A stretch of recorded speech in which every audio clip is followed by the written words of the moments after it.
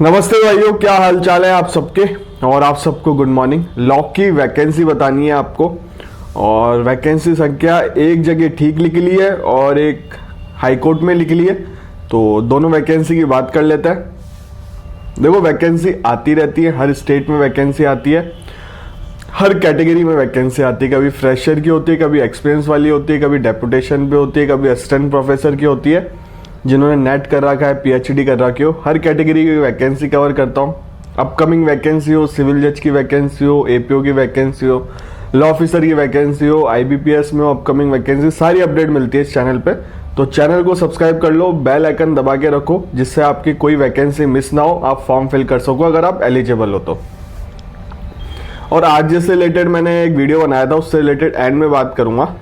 सबसे पहले पहली वैकेंसी की बात करते हैं।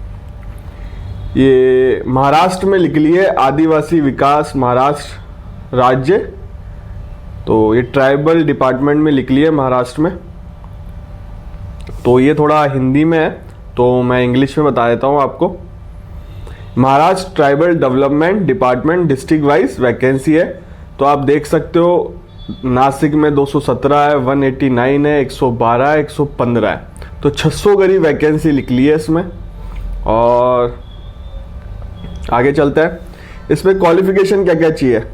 As per Maharashtra tribal development department officer official notification, candidate should have complete 10th 12th ITI diploma, LLB degree, post graduation degree for any recognized board of और university.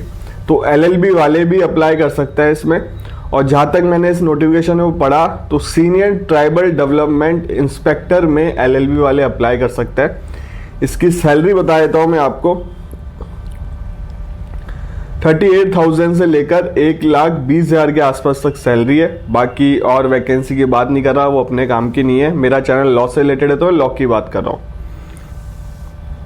Age relaxation भी है इसमें, रिजर्व कैटेगरी को 5 साल का। और fees है 900 रुपये, और रिजर्व कैटेगरी को एक्स सर्विसमैन वाले की भी, और अदर कैंडिडेट की 1,000 रुपये है। सिलेक्शन कंप्यूटर बेस्ड है, टेस्ट और इंटरव्यू है। तो ये परमानेंट जॉब लिख ली है, लॉ वाले अप्लाई कर सकते हैं। इसकी फॉर्म स्टार्ट हो गए हैं 12/10/2024 से। 2 नवंबर अगले महीने की तारीख, 2 नवंबर इसकी लास्ट डेट है। और 12 तारीख से फॉर्म स्टार्ट हो गए हैं, और आज हो गई है, शायद 13 हो गई है आज, तो कल से फॉर्म स्टार्ट हो गए हैं इसके। 2 नवंबर इसकी लास्ट डेट है। तो इसमें अभी काफ़ी टाइम है। इसका नोटिफिकेशन पढ़ना चाहो तो लिंक डिस्क्रिप्शन बॉक्स में दे दूंगा, डिटेल में पढ़ लेना। हिंदी में है या लोकल लैंग्वेज में नोटिफिकेशन है। मैंने इंग्लिश में आपको बता दिया, समझा दिया, जिससे आपको इजीली पता चल जाए। लॉ की वैकेंसी है, इसलिए शेयर कर रहा हूँ। अब लिख लिया high court of Orissa Cuttack में, और डेट है 8 अक्टूबर को नोटिफिकेशन लिख लिए। कंसल्टेंट की पोस्ट है लॉ की, फॉर सेंटर फॉर जुडिशियल। तो इसमें लिखा हुआ एक वैकेंसी है इसमें, ठीक है। जनरल एंड टर्म कंडीशन बता रखा है इसमें। डेपुटेशन बेसिस पे रहेगा 2 साल के लिए, और 45 से कम नहीं होने चाहिए, और 68 से अबव नहीं होने चाहिए। एलिजिबिलिटी है इनमें, अगर आप इन सर्विस हो, रिटायर्ड हो, प्रोफेसर, और लॉ की डिग्री हो, आप टीचिंग में 10 साल का एक्सपीरियंस है, तो आप अप्लाई कर सकते हो। पीएचडी डिग्री हो, इतना एक्सपीरियंस मांग रहे हैं, तो बहुत ज़्यादा एक्सपीरियंस है। तो जो भी आपके सीनियर हो, उनको बता सकते हो इस वैकेंसी के बारे में। और इसमें लिखा हुआ है आपको अलाउंसेस, मतलब 1 लाख के आसपास रहेगी आपकी सैलरी। अप्लाई कैसे करना है वो बता देता हूँ मैं आपको। ये लिख रहा गया हाउ टू अप्लाई, मैं लिंक डाल दूंगा इसका भी डिस्क्रिप्शन बॉक्स में। 7 नवंबर इसकी लास्ट डेट है,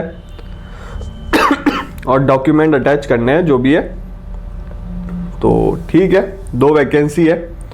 और देखो, अभी एपीओ का ही बता देता हूँ आपको, राजस्थान एपीओ के बारे में। राजस्थान एपीओ में पुराने लॉ के ही बारे में चर्चा चल रही है, तो पुराने लॉ ही आएंगे, क्योंकि सिलेबस में भी पुराने लॉ मेंशन है। और बहुत बच्चे मेरे से इंस्टाग्राम पे पूछते हैं कि सर एपीओ में कौन सा पढ़े, नया तो नहीं आ जाएगा, नया तो नहीं आ जाएगा। मैंने पता भी करवाया था, तो पुराने लॉ ही मेंशन है, सिलेबस में भी पुराने ही आएंगे। तो पुराने लॉ ही पढ़ो। 181 वैकेंसी है। फॉर्म खुलने के, ओपन होने के चांसेस तो बहुत कम लग रहे हैं।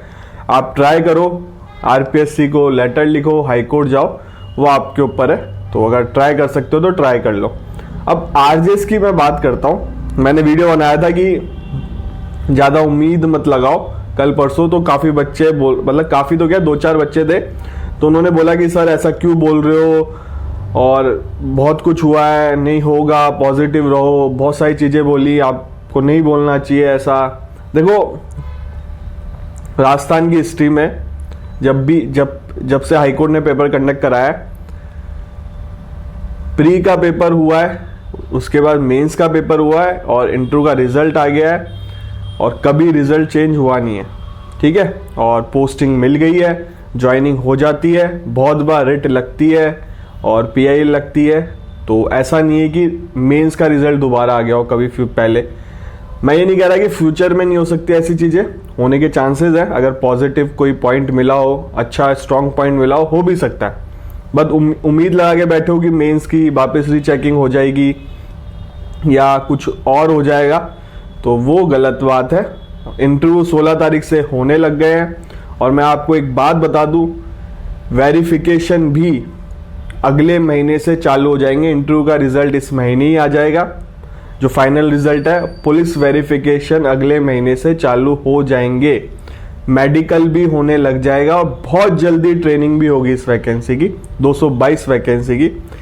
इस साल के अंत तक आपको ट्रेनिंग भी चालू होते दिख जाएगी, दिसंबर के आसपास आपको ट्रेनिंग होती हुई दिख जाएगी, क्योंकि सिलेक्शन के बाद पुलिस वेरिफिकेशन होता है, मेडिकल होता है।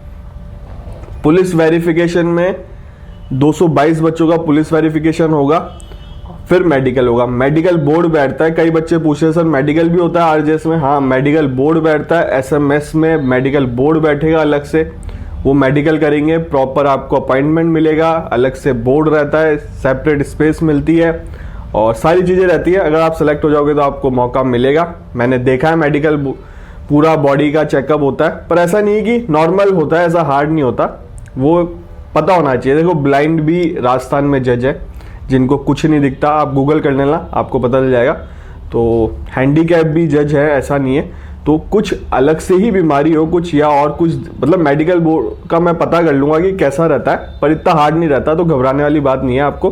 टैटू वैटू भी अगर आपका नॉर्मल है, आपके कोई कस्टम से रिलेटेड है, अब आपने कोई फैंसी टैटू, पूरी बॉडी कोई टैटू से भर रखा, तो दिक्कत वाली बात है। नॉर्मल टैटू है, मम्मी का नाम है, आपका नाम है, तो इतनी दिक्कत नहीं आती। टैटू का भी पूछते हैं बहुत लोग, तो ये है। और रिजल्ट बहुत जल्दी आ जाएगा इसका, इंटरव्यू का भी। और कुछ फ्यूचर में कुछ हो रहा होगा, रीचेकिंग हो रही होगी, तो हम भी चाहेंगे रीचेकिंग हो, तो हमें भी, मतलब हमारे लिए भी प्लस पॉइंट ही है। तो ये है, इसलिए मैं देखो जो प्रैक्टिकल होता है वो बताता हूँ, ऐसा नहीं कि मैं अपने मन से कुछ बोल रहा हूँ। और हमें काफ़ी इंटरनल पता होता है, बट हम शेयर नहीं करते। कुछ चीज़ें मैंने शेयर करी तो मुझे बहुत अपर अथॉरिटी से भी रिक्वेस्ट आई थी कि सर ऐसे वीडियो मत डाला करो, इतना इंटरनली इन्फॉर्मेशन मत दिया करो। तो इसलिए मैंने फिर उसके बाद ध्यान रखना चालू कर दिया। मैं नहीं बताता काफ़ी सारी चीज़ें, तो इसलिए ठीक यही है कि आप नेक्स्ट वैकेंसी पे फोकस करो, और इन वैकेंसी को फॉर्म भरना चाहते हो तो भरे। बाकी नेक्स्ट और कोई वैकेंसी आएगी मैं आपको चैनल पे अपडेट कर दूंगा। आपसे मिलेंगे अगले वीडियो में।